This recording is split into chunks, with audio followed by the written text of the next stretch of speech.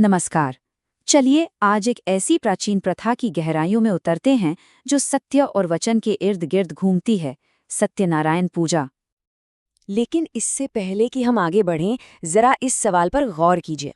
एक टूटे हुए वादे की, एक भूली हुई मन्नत की असली कीमत क्या होती है? ये सिर्फ कोई फिलोसॉफिकल सवाल नहीं है, बल्कि यही सवाल उस अनुष्ठान की नींव है जिसे लाखों लोग पीढ़ियों से करते आ रहे हैं।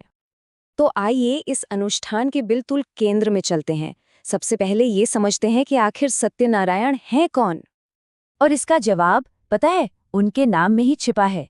सत्य यानी सच्चाई, और नारायण यानी भगवान विष्णु का एक रूप। तो सत्यनारायण का मतलब हुआ सत्य के स्वरूप में ईश्वर की पूजा। तो ग्रंथों के हिसाब से भगवान सत्यनारायण श्री हरि विष्णु का ही सत्य स्वरूप हैं। और इस पूरी पूजा का जो आधार है ना, वो है कथा, यानी कहानियों का एक संग्रह। इसका जिक्र हमें स्कंद पुराण में मिलता है और इसे आशीर्वाद, सफलता और खुशहाली पाने के लिए किया जाता है। अब चलिए इस पूजा की कोर प्रिंसिपल को समझते हैं, जो कि है सत्य का व्रत। इस कथा में आप देखेंगे दो थीम बार बार आते हैं। एक, आपने कोई मन्नत मांगी और फिर उसे भूल गए, और दूसरा, प्रसाद का अनादर करना। पूरी की पूरी कथा इन्हीं दो भूलों और उनके परिणामों को दिखाती है। और इन कहानियों में जो नतीजे हैं वो बिल्कुल क्रिस्टल क्लियर हैं। जब कोई अपना वचन निभाता है तो उसे आशीर्वाद, समृद्धि, परिवार का सुख सब मिलता है। लेकिन जब वचन भुला दिया जाता है तो जीवन में मुश्किलें, धन की हानि और दुख आने लगते हैं। ये एक तरह से कर्म के सिद्धांत का सीधा साधा चित्रण है। चलिए इसको और बेहतर समझने के लिए कथा के अंदर से ही एक कहानी उठाते हैं। कथा का जो तीसरा अध्याय है वो हमें साधु नाम के एक बहुत अमीर व्यापारी के बारे में बताता है।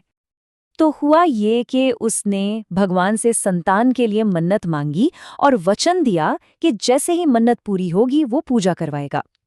खैर, भगवान की कृपा से उसके घर बेटी हुई कलावती। लेकिन बस इस खुशी में, इस कामयाबी में वो अपना वचन बिल्कुल ही भूल गया। और उस भूले हुए वचन का नतीजा बहुत भयानक। न सिर्फ उस व्यापारी और उसके दामाद को झूठे केस में जेल हो गई, बल्कि उनके घर का सारा धन भी चला गया। एक झटके में पूरा परिवार गरीबी और दुख के सागर में डूब गया। इस अंधेरे से निकलने का रास्ता तब दिखा जब उसकी बेटी कलावती ने कहीं एक पूजा होते हुए देखी।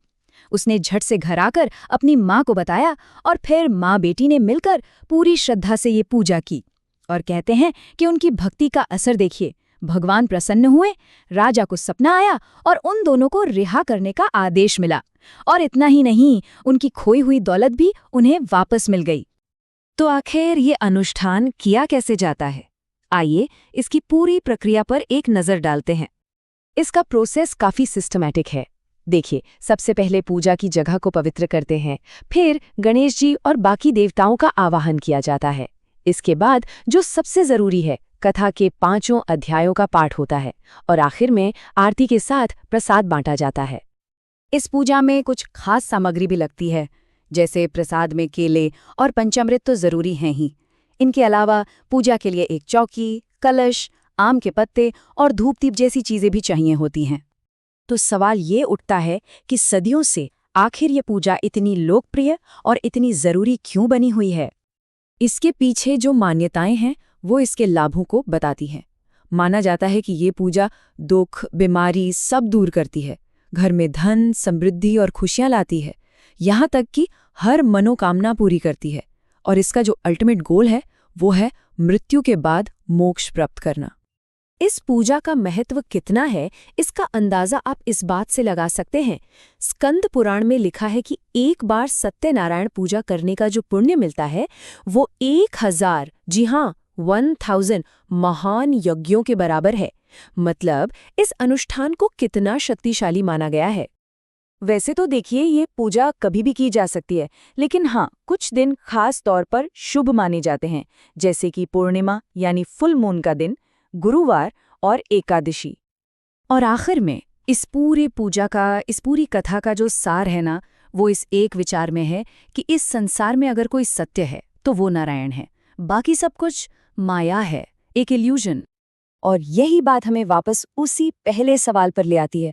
आज की इस भागदौड़ भरी दुनिया में जहां शब्दों और वादों की कीमत शायद कम हो गई है, वो कौन सा वचन है जिसे निभाना सच में जरूरी है? ये एक ऐसा सवाल है जो ये प्राचीन कथा आज भी हम सबसे पूछती है।